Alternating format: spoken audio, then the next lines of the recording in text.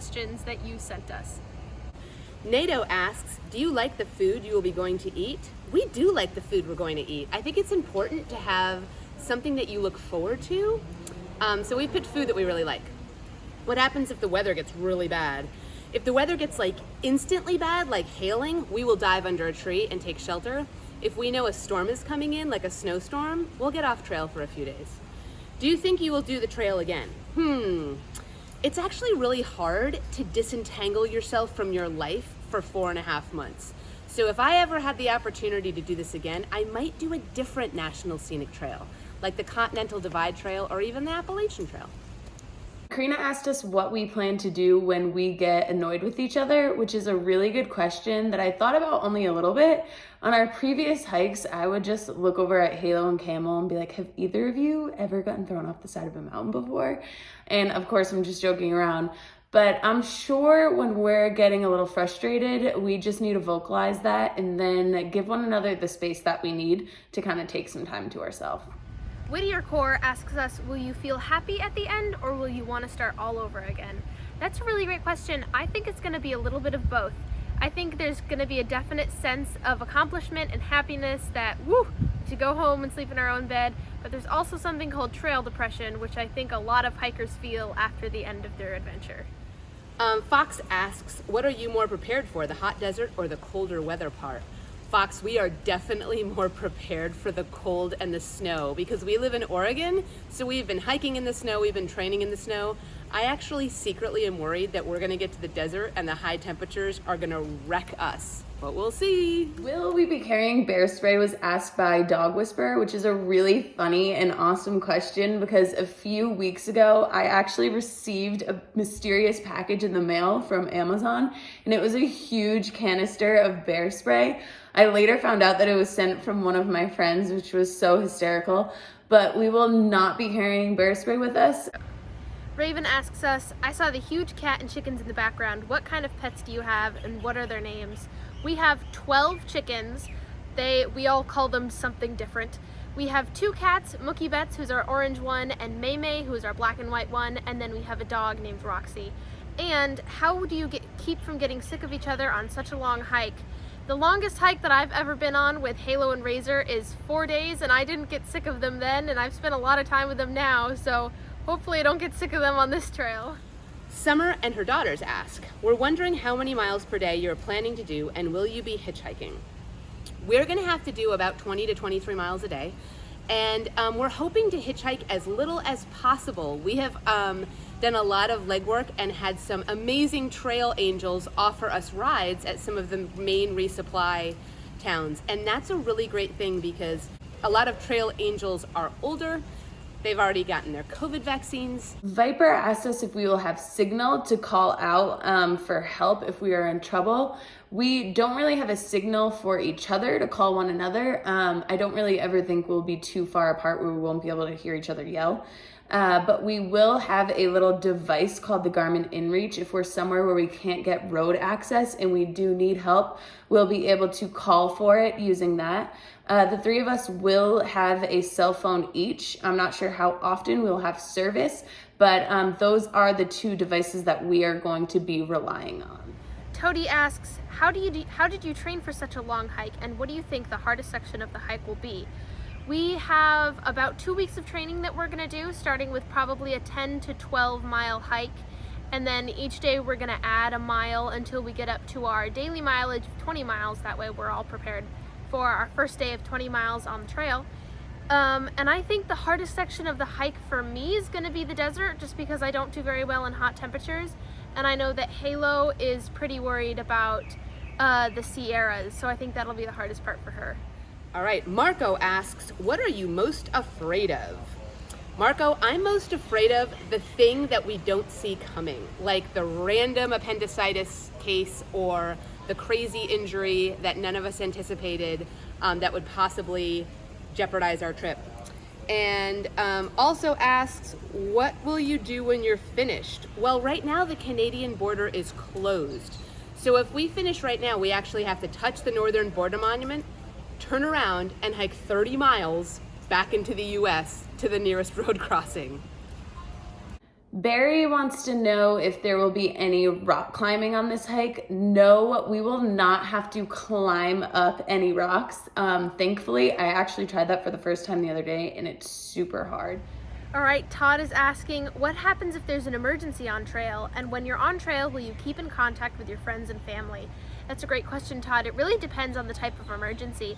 I think if someone slips and falls on the rocks and maybe scrapes their knee, we'll bust out our first aid kit and get them all bandaged up and keep going. But if someone gets like a really, really bad case of heat stroke, or someone gets bitten by a tarantula or a venomous snake, we definitely have to go off trail and find a hospital. And I think we're gonna try to keep in touch with friends and family as much as possible. If we have cell service, it might have to wait a few hours, but when we get into town, we will definitely shoot out some texts or phone calls. Cool. Dirt Croc asks, how will you prepare for that time of the month on the trail? Dirt Croc, that's a brave question. That's a great question. We are going to be trying something new using a menstrual cup, which is like a plastic rubber thing that is emptyable and reusable. And that may sound gross, but it's a lot less gross than packing everything you need into the backcountry and then packing everything out. How do you prepare yourselves mentally for the months of hiking? What a great question. We've definitely heard that the mental game can be tougher than the physical game, and I'm not sure you can really prepare yourself mentally except to say to yourself, I'm gonna do my best every day and I'm gonna roll with the unknown. KK the Slayer wants to know if we're lost and we don't have any food, will we use sticks to go fishing?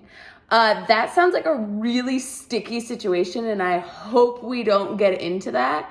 But if that does happen, I give my full faith to Halo that she can get us some fish, some trout out of the lakes, and we will be A-okay. I've seen her fish before. She's hardcore. Threading asks, will you listen to music or podcasts while hiking? Great question, Threading. I will definitely listen to audiobooks and podcasts. 3 of my favorites are Sawbones, The Hamilcast, and Revisionist History. And my favorite music to listen to is Sphere, and you can hear their music all throughout our YouTube channel. Stick asks, what is your favorite thing that you see on the trail, and what's your favorite flower? Stick, I think that my favorite thing that I'm gonna see on the trail is probably the views. I really enjoy views, and I'm hoping that when we get to the top of a lot of the big passes that we have to go over, there's gonna be some incredible views with incredible mountains. And my favorite flower is a flower that's pretty common in the Pacific Northwest, and it's called Indian paintbrush. Mando wants to know what it's like to travel on foot for a really long time. It is both challenging and hard and amazing and magical. He also asked if we like Star Wars. I personally have never seen it. We love Star Wars. And his last question was, have I done any other hikes? Yes, I've done a lot of day hikes in the East Coast, which is where I'm from. And then I've done a section of the PCT with Halo and the Timberline Trail with both Halo and Camel. Kamalia asks, have you hiked any other trails?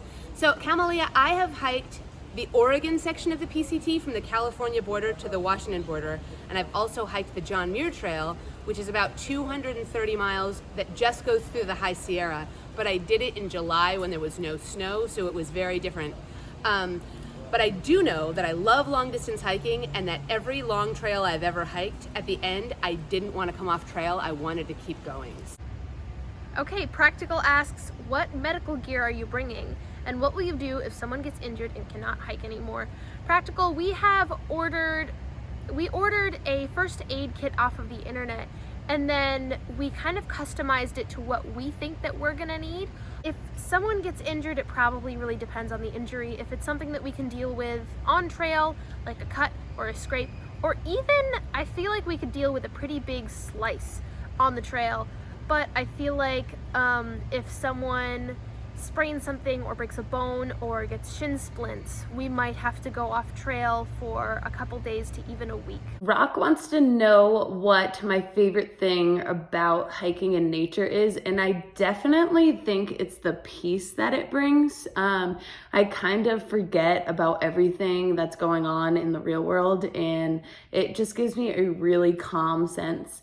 And he also wants to know what my favorite hiking brand is. And I'm going to have to say Osprey. And that's because my favorite piece of gear that we're bringing on our Thru-Hike is definitely our backpack. Annie asks, are there dogs allowed on the PCT? Dogs are allowed on the trail. However, dogs aren't allowed in a lot of the national parks. So that would mean that the dog would have to come off trail a lot and maybe be shuttled up to where you'll meet them next. But I don't think it's a very good idea to take dogs on a trail because the PCT is hard work.